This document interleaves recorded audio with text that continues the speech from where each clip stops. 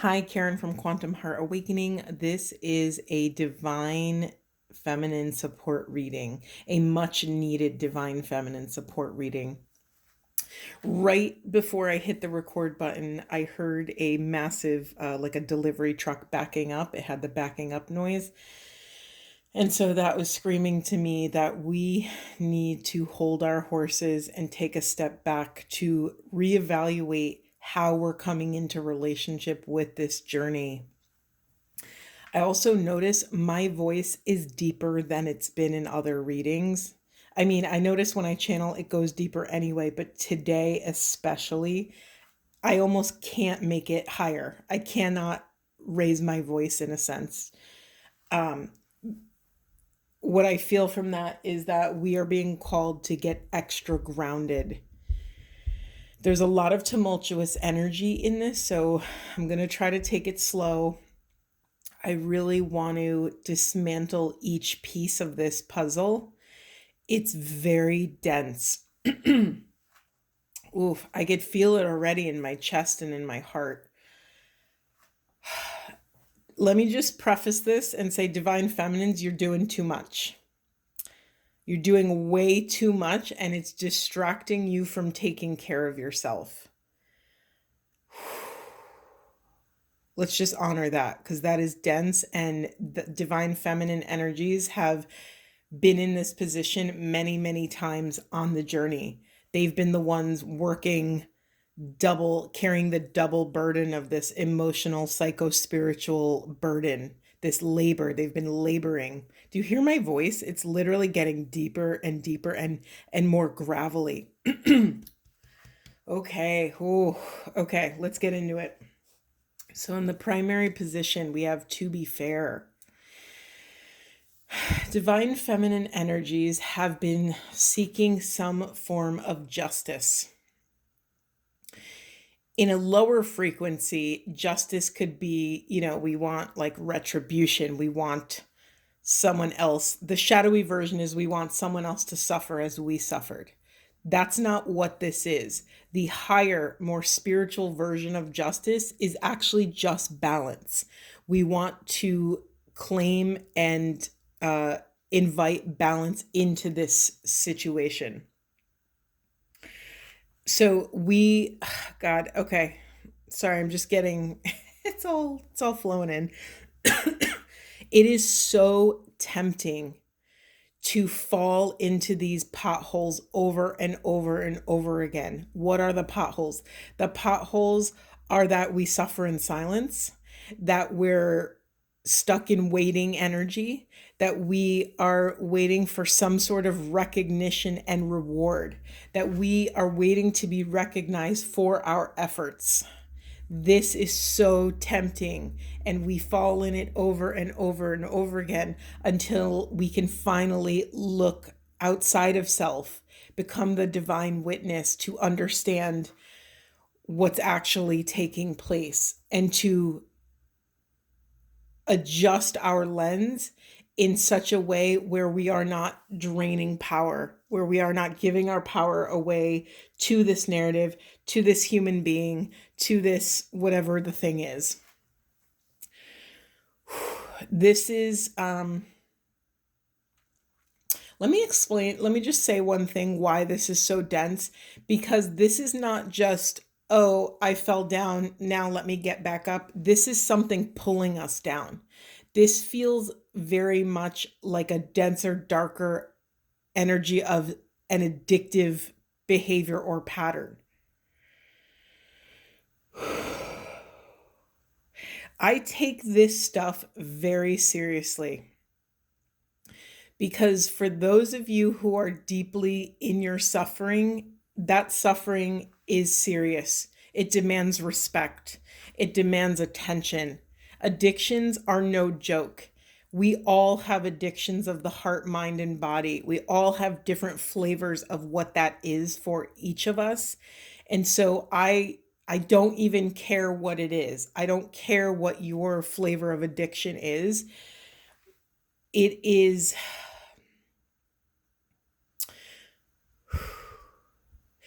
it is imperative that we get above this, that we get behind this, so that we can take ownership and accountability for these actions and nip them in the bud, to recognize the cues ahead of time before we slip into the full blown cycle of addiction. I told you this was going to be a dense reading. Whew. We are all on this path as souls here in Earth School. We are on this path of mystical sobriety, of literally being doing what we have to do to stay open, alert, and awake, to stay sober, and to see things clearly, to process things clearly. And all these little blocks, all these little obstacles get in our way of accessing the light of our higher power, of our higher truth, of the higher power, of the higher truth. Let me just say a little moment of, let's have a moment of grace and kindness and compassion right now. This is the hardest pattern to break. Sorry, I just realized the To Be Fair card is the 38 card, which reduces to 11. These are pillars of transformation. Oh my God, I just realized we have the Patience and Planning card, which is literally an image of two pillars. Whew. Okay. Yep. We're here now. We're here now. We're being asked, are we willing to walk through these pillars of ascension, these pillars of transformation? Only you can make that judgment for yourself. And just like with any addiction, just with an addict, you can't make someone go to rehab and get better. You can't make someone do something for you. They have to be willing to do it themselves. You are sovereign. You have all of the control and power in this decision making. I honor that at times it doesn't feel that way. I so deeply honor those moments when you're on your knees and you feel that you're at the mercy of this pain, of this sorrow and grief and suffering and anger and resentment and all these dense things that feel like they're sucking us down. But we're not alone. We do not do this work alone. We breathe as one.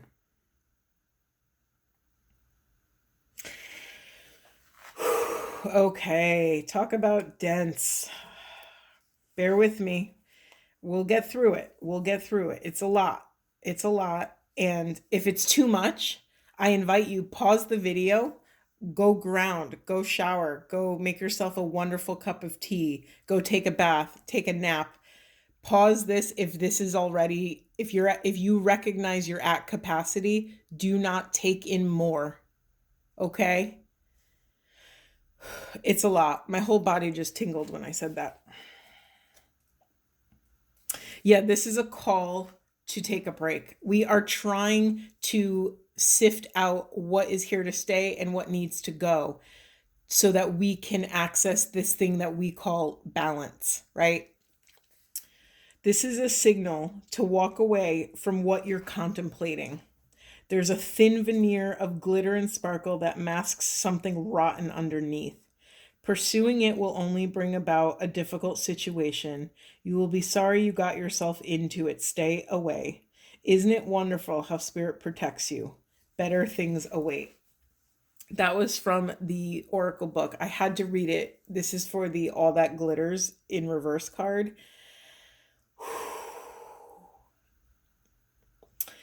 This stuff is the densest material that you will have to walk through.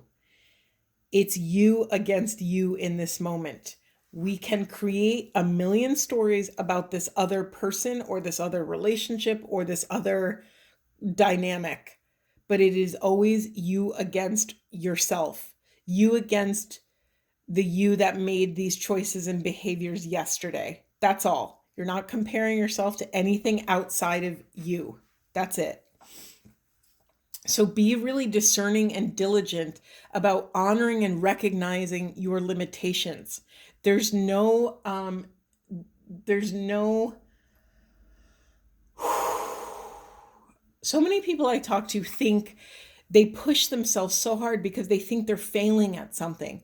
You are not failing at something. By honoring where you're at and holding your sacred boundaries around your limitations, that's you winning. That's success because you are hearing your intuition and accessing wise discernment and then dropping it into 3D. You're making that choice in your real life, in the environment around you. Okay. Okay, let's move on. So the other message that I had to go to the book for, I'm just going to read this to you. This is the deep knowing in reverse. You are in empathy overload and need to get grounded again. So tune out for a bit. Hypersensitive, you're suffering from psychic exhaustion. This signals a time for recharging of your batteries. Set energetic boundaries. Take a salt bath, empty your mind, and get back to you. It's not a time to be too open. Soon enough, you can let your guard down. But right now, you need self care and self love. It is time to say no, thank you, with ease and grace to anyone in your life who exhausts you. Won't that feel good? Whew. I assume that most of you are highly sensitive individuals. I think most of us on this path are, right? Because we stand between worlds. This is the transpersonal path. We are the bridges between 5D and 3D, between the realm of spirit and the realm of matter. It is so easy to get stuck in this loop of psychic exhaustion. It literally just happened to me this morning where I talked to my friend and I said, I honor that the pillar of this twin flame journey is to be able to hold the union of opposites. But let me be even more clear. It's to hold the alchemical union of opposites. So what is the alchemical journey of this? It's taking one substance and another substance and allowing them to melt down to the bones in this crucible of our vessels. And what is extracted, what is the alchemical child of this divine union is the third thing, right? We have the feminine, we have the masculine, and then we have the alchemical child that is birthed from this inner and outer union. It's really easy to get stuck in holding the union of opposites without prior to allowing the alchemy to take place. This is literally what happened to me this morning, and it's not an accident that I've spent all morning processing it, and this is the reading that is coming out right now. It's so easy to try and control how and when the union and the this holy, like, what's the word? This holy dissolving, this holy dissolution into one another, into this infinite thing. It's so easy to try to intervene in that sacred process and try to control, but it is not up to us. Your biggest obstacle will be patience and coming back to inner love. That's the work, right? Calling our spirit back from places it doesn't belong and calling these pieces of spirit back to the present moment, right? Our work is to get our energy in present time, to call our attention back from the past, from ruminating on the past, and back from stressing and fearing the future. It's like you can't see me right now, but it's like my arms are outstretched and I'm like pulling like almost like a tug of war between the past and the future. No, we have to yank those ropes hard enough that the attachments on the other end let go, and then we just get to be present. We are no longer getting pulled. We are no longer shackled between these two things. We are surrendered. We are open, alert, and awake to what can come through in the present moment. Because that's the thing. If we are not open, alert, and awake in the present moment, we are missing it. We are missing the wisdom, the knowledge, the gnosis, the gifts that are pouring into us, but they can only be received. I just got full body chills as I said that. Woo!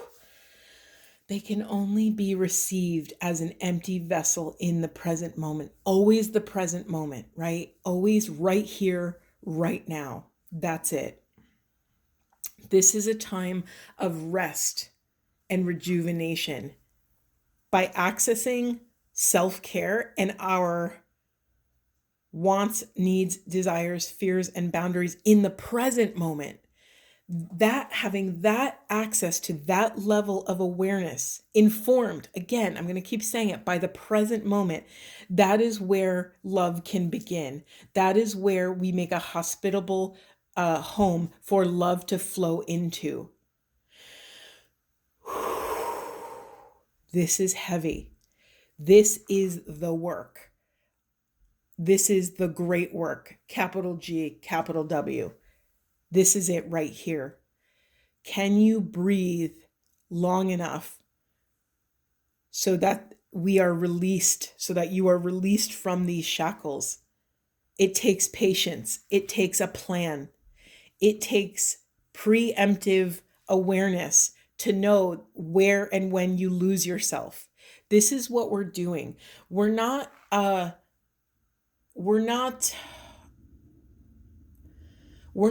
using all of this energy to arrive at a specific point in the room or in our lives. We're not doing that. We are investing in self so that we can move closer to the other end of the spectrum towards illumination, towards enlightenment. We're not like, we can't even name it. We don't have that privilege, right? That's for God to know. That's for the universe to know. But our work, what is on our side of the street to take accountability for and responsibility for, we can handle that. We can plan for those things. So if you know you start to ruminate when you're exhausted, your work, your great spiritual mastery is to master your energy, master your sleep, master your nutrition, master your hydration. It sounds so crazy that these simple pillars of existence would support this psycho-spiritual mind-body journey into the all, into oneness, but they do. They do, because we need to be firing on all cylinders when we are confronted with something denser. And here's the thing, that thing may not be coming in because we haven't mastered these basics. We haven't mastered, having a human body 101.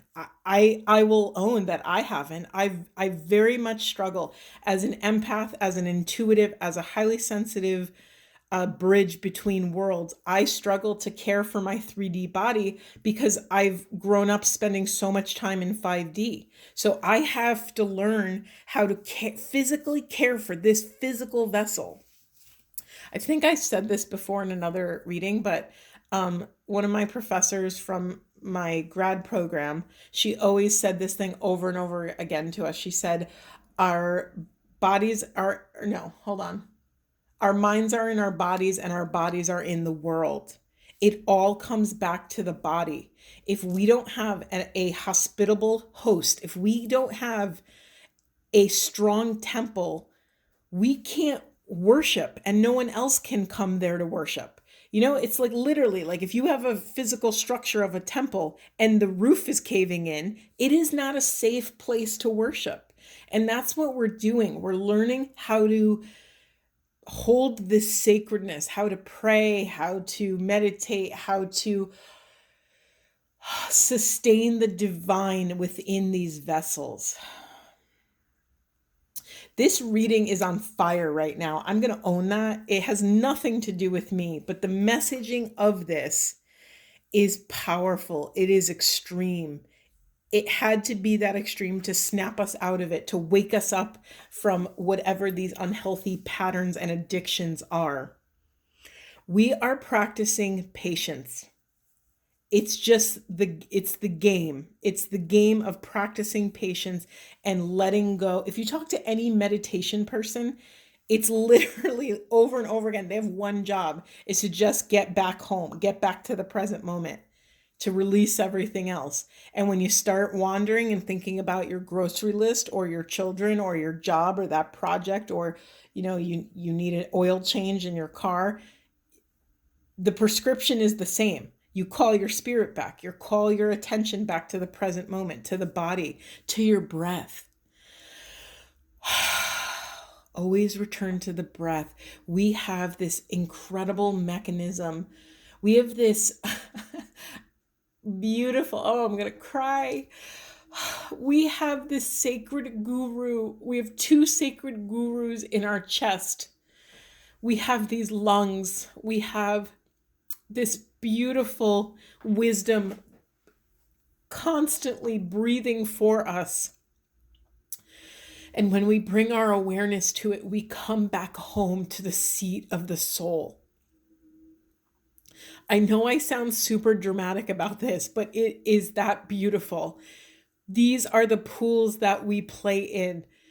You have been chosen to play in these depths. You wouldn't be given these obstacles if you could not handle them. It's the work, it's the endurance. It's like you wouldn't qualify for the Olympics if you didn't have some skills to get there, right? You've all qualified for the Olympics. This requires Olympic-like devotion, discipline, practice, and clarity of conviction to take another step forward on this path. You're already doing it. You are doing it.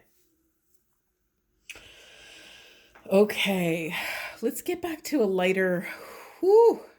We are becoming deeper, more reliant on self. We are surrendering within every dark night of the soul. Why? Because we've been here before. We know which way to go. We know how to care for self, right? I don't think any of you would be attracted to any of my readings if this was day one on the twin flame path. I don't think that's who I'm meant to work with. I'm just saying that out loud. I honor wherever you think you are on your path. But if any of my words are resonating, you've been walking this path for quite some time. I just believe that. I feel that in my body. We are taking steps towards freedom. We are honoring self. We are getting the wisdom of what it takes to be free. And that's going to look different for every single one of you. We are returning to this sweetness, this precious innocence that we have within all of us. I just got full body chills as I said that. We are returning to this innocence because what do children and childlike, what does that presence do? It gives us access to creativity, right? When children are playing, they don't know what the outcome is. They take another step. Why? Because it's fun. It is fun. We get to be present with the fun, with the play of this divine unfolding. We are clearing all these energy blocks. We are accessing and achieving this thing called higher wisdom, right? We are coming into deeper relationship with mere reflections, with anything karmic that is blocking our path. I will tell you right now that your compass is not broken. Your body is not a lemon. That's actually a quote from a famous midwife, Ina May Gaskin. Your body is not a lemon. What was she talking about? She was talking about birthing mothers. When mothers had a lot of fear of giving birth and they wanted to have all these medical, interventions, she would say this over and over again. Your body is not a lemon. Your body is the house of divine intelligence and knows what to do to heal itself. We just have to recognize this beautiful river of divine wisdom always flowing through us and honor the ebb and flow, honor what is showing up as the river moves through us. We are reconciling differences within the self.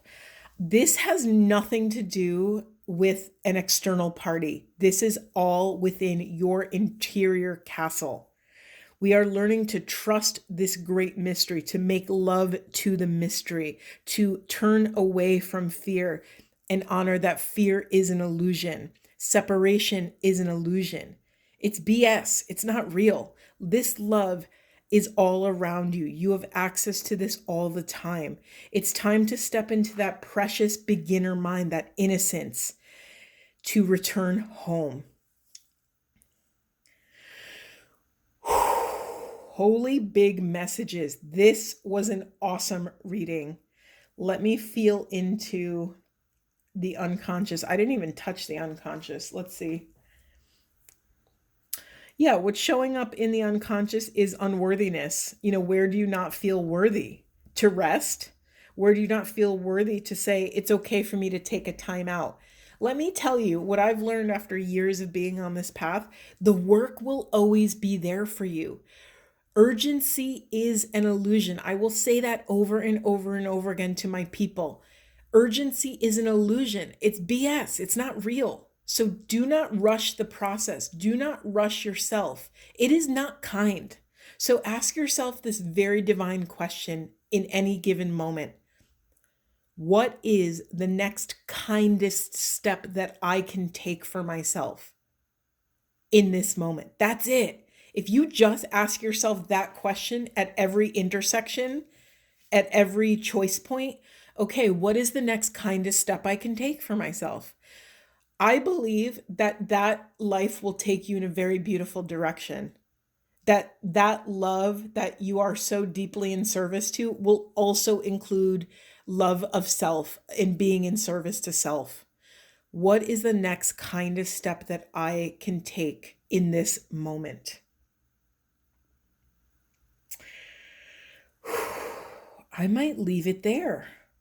It's just too beautiful to say anything else. I'm going to get a Buddha wisdom because why not? But I don't want to detract from this beautiful, beautiful messages. Okay. It is better to do nothing than to do what is wrong. For whatever you do to self. It is better to do nothing. Take no action, take a break, take a rest. It's better to do nothing than to do what is wrong, than to take yourself further in the wrong direction. For whatever you do to yourself, meaning we reap the consequences. We have instant karma. And I'm not using karma in a dense, negative, shallow way. I'm using karma as cause and effect. When we push ourselves, when we are not ready, when we are not stable, when we cannot bring all of our parts with us, then we harm self. I said this to I have an art therapist that I'm obsessed with. I love her. And I said this to her once.